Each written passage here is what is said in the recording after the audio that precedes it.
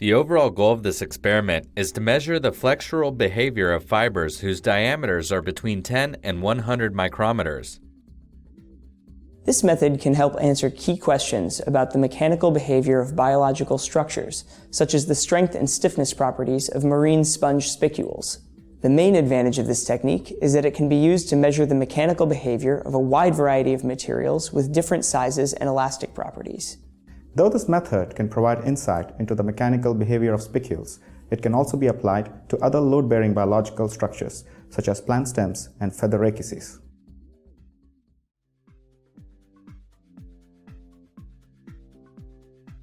To begin, attach the load point to the cantilever using number 4 40 socket head cap screws. Take care not to plastically deform the cantilever arms while attaching the load point.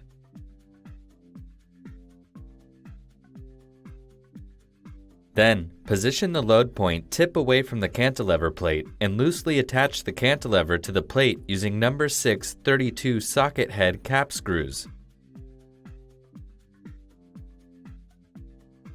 Next, insert the 1/8 inch alignment pins through the cantilever and plate. Tighten the screws, and then remove the alignment pins. Retract the fiber optic displacement sensor as much as possible by turning the sensor micrometer counterclockwise.